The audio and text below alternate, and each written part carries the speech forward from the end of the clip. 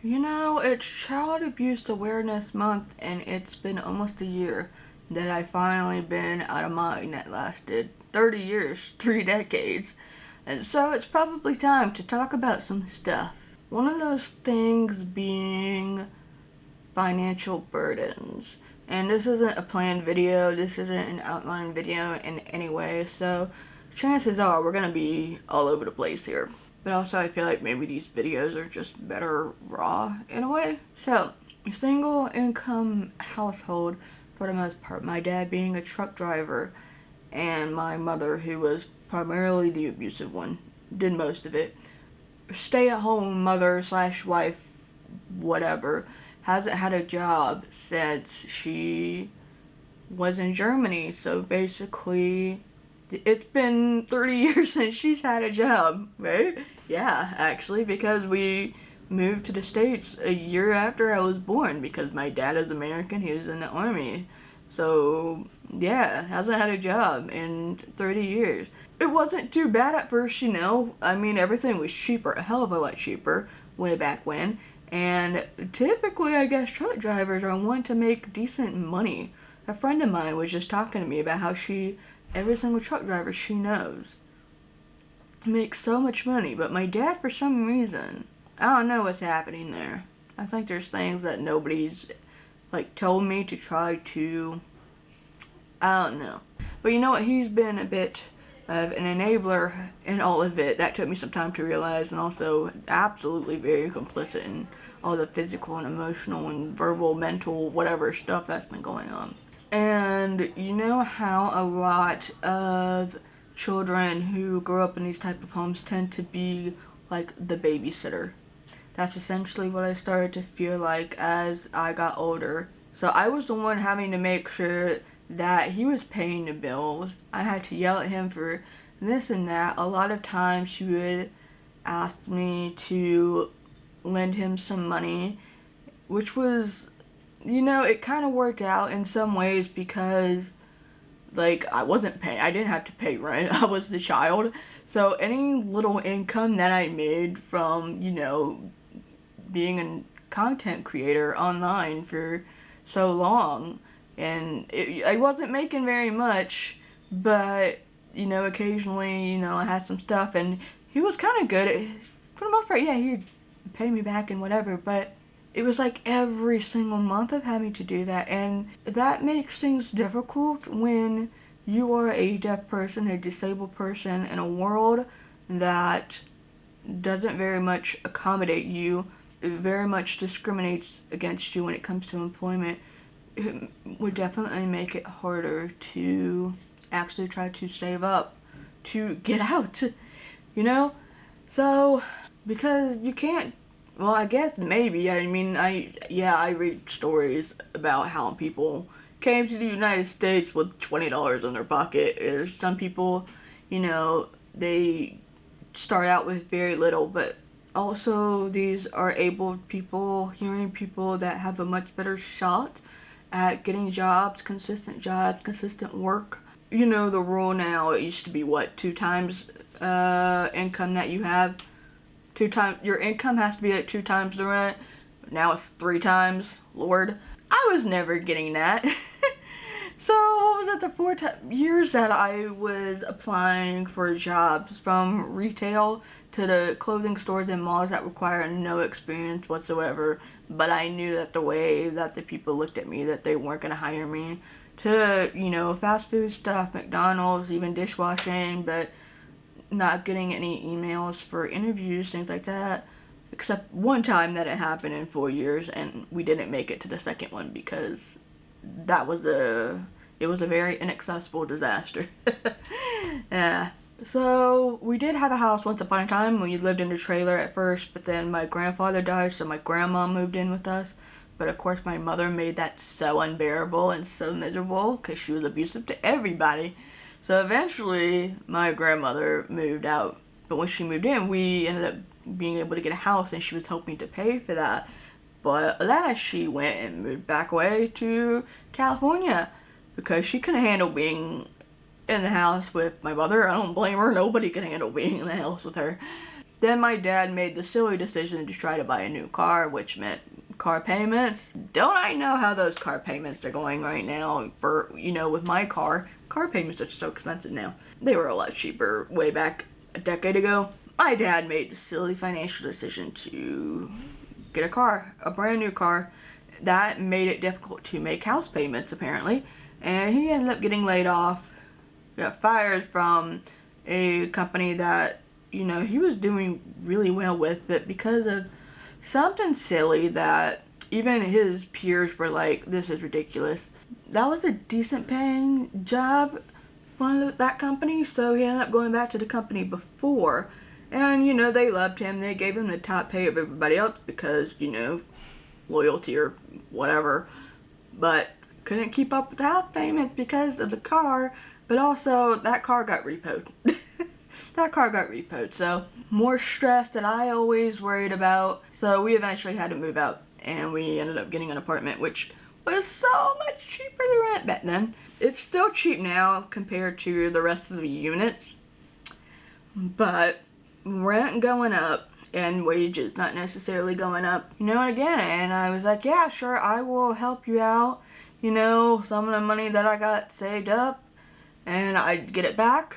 And this is all while I'm trying to, grow my business online with content creation, with writing, accessibility consulting, whatever, public speaking.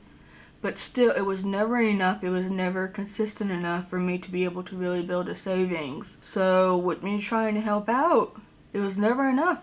So when I got lucky last year and had 2 gigantic contracts in comparison to anything I've ever made before, which is now sadly starting to run out this year, so I'm also stressed, trying to find consistent working jobs, regular, normal jobs, if you will. The interview that I talked about last week, they put a pause on hiring for the position.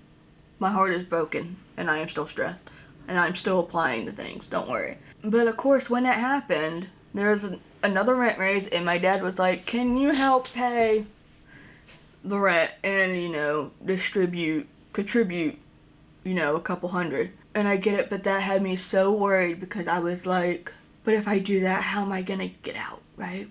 So it was right then, I was like, I already had the plans that when I got the contract money after the job was finished, I knew I wanted to move here to Omaha because I fell in love with this place.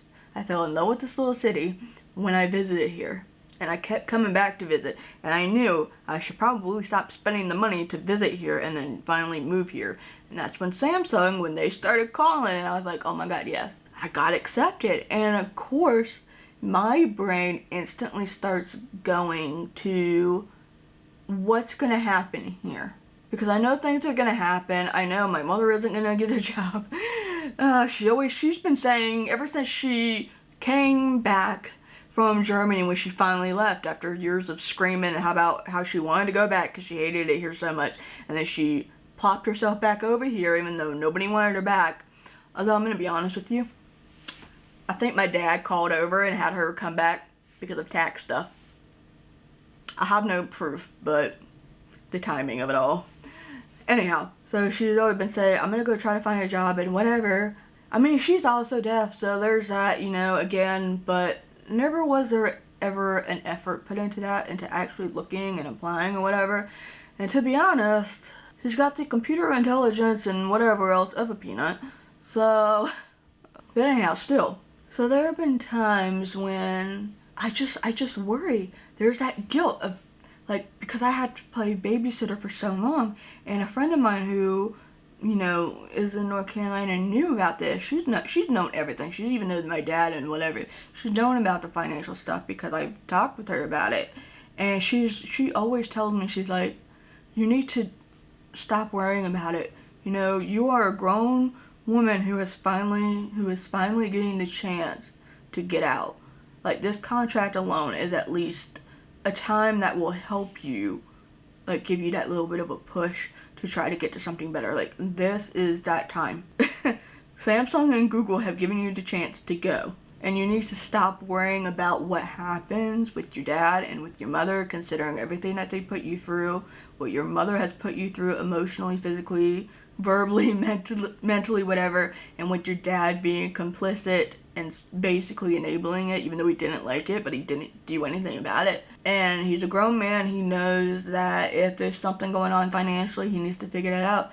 And he's never really put any effort to go through the bills and see what's adding up and what, could be rid of or budgeted properly or whatever, no matter how many times I've said it. There were a few eviction warnings or whatever, also because the system that the landlord uses is annoying as all hell, but he doesn't believe me.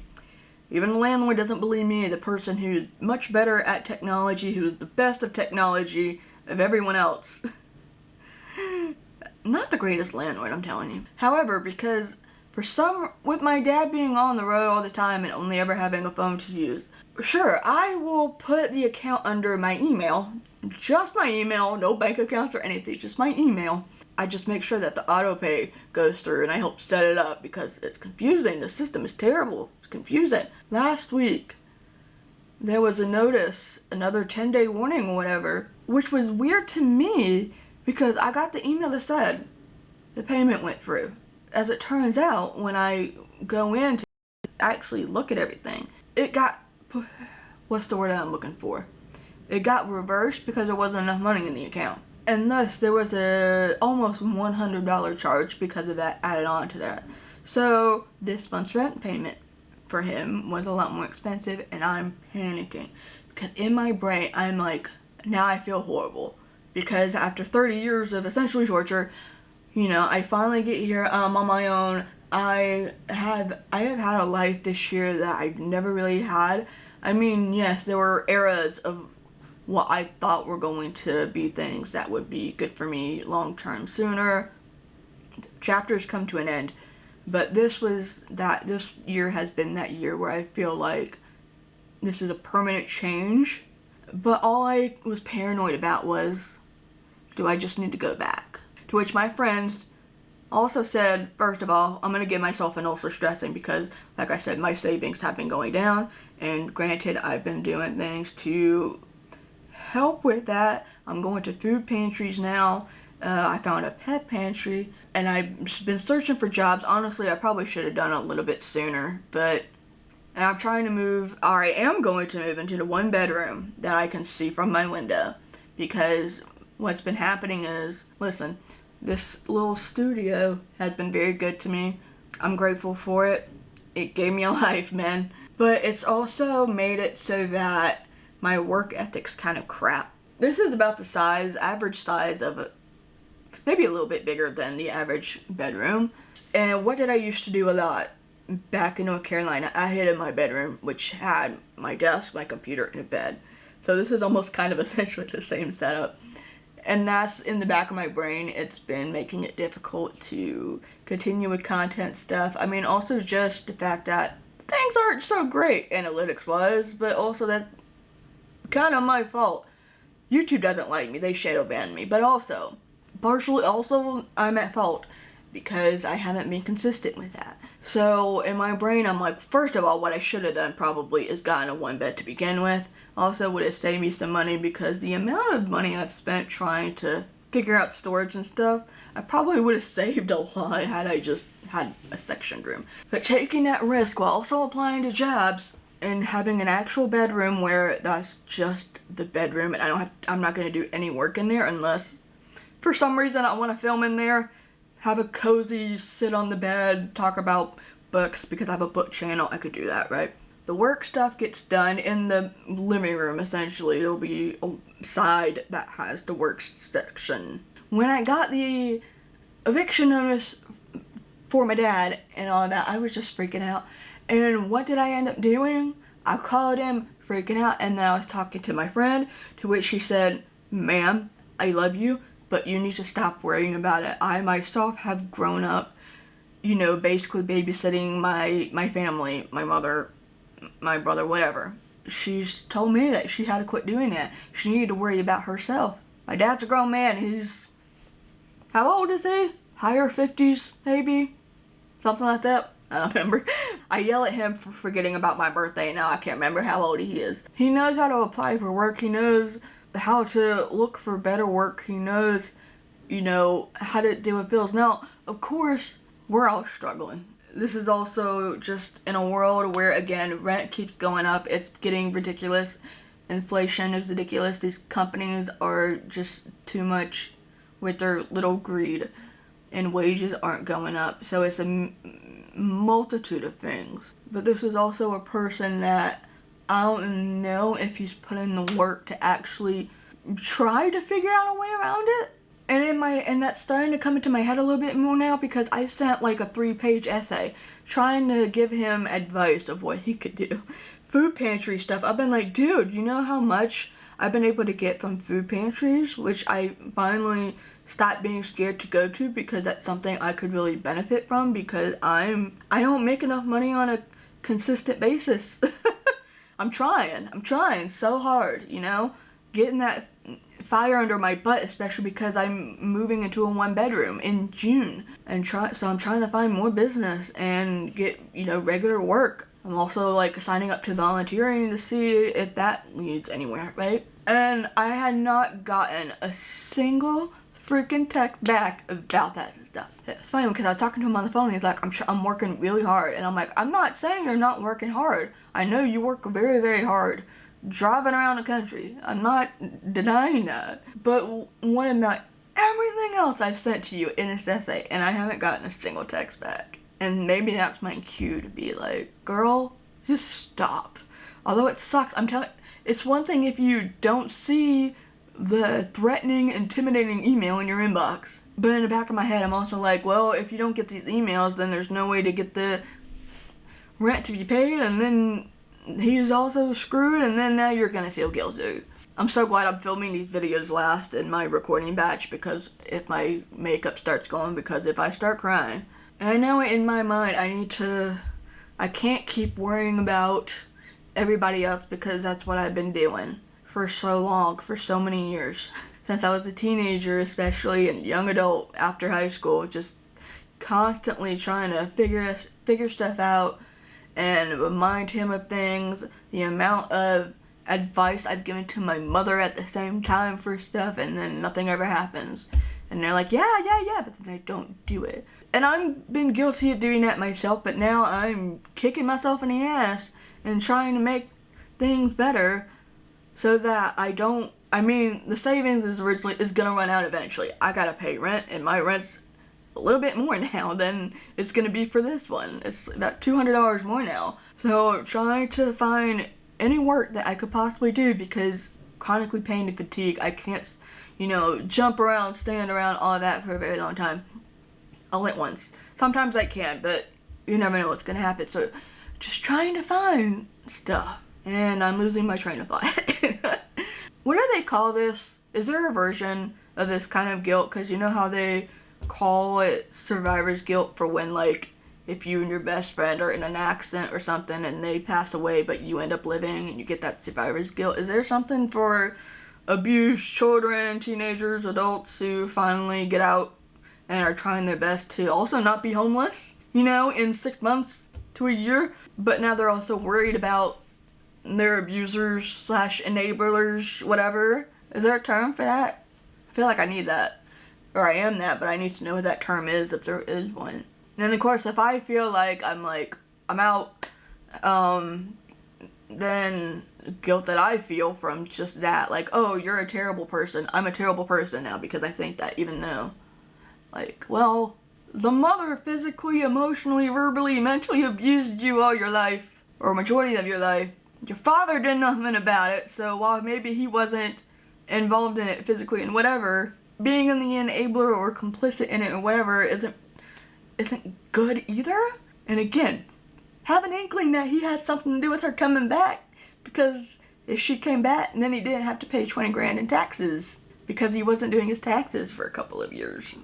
Oh, there's that too, yeah. I don't know how this video is gonna be received talking about it, because I know there's gonna be people that understand, and there's probably gonna be people that are like, oh my god, she's whining about stuff, because I've seen those comments in other videos talking about stuff, because I don't know, it's like people don't really believe, especially, I mean, even when I was a kid, people didn't seem to believe me. I mean, I talked to the guidance counselor, I reported it to school people, and they were just like, well, your mother doesn't want to come in and talk, oh well, bye. Yeah, that's getting written in the book about it. Yeah, I'm writing a book about it. I need to finish it.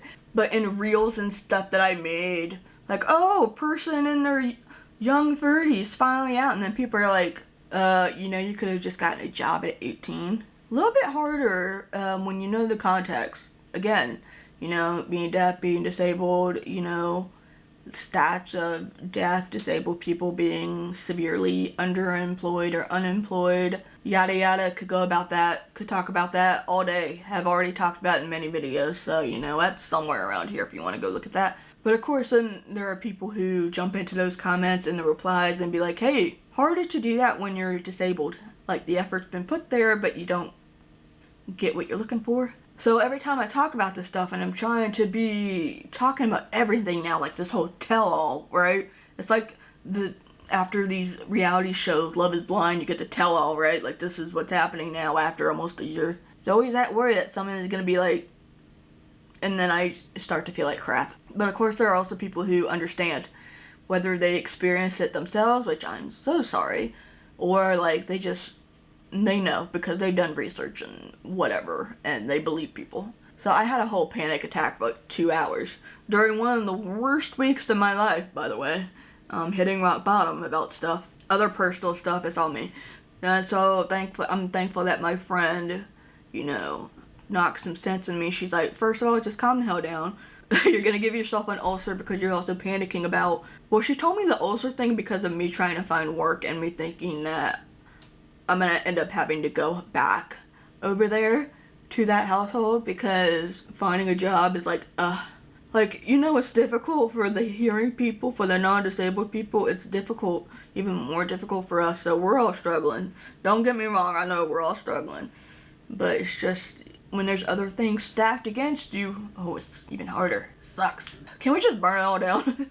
all of us. But yeah, I think that's about it for that part specifically.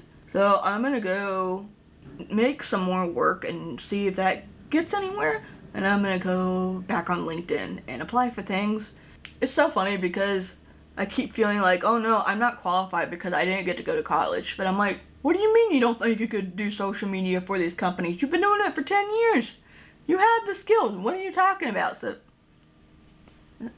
slap me for thinking that I can't do like those kinds of jobs. I've been doing it myself. I'm so silly. Anyhow, okay, if you made it this far, thank you. Again, I know it's probably all over the place.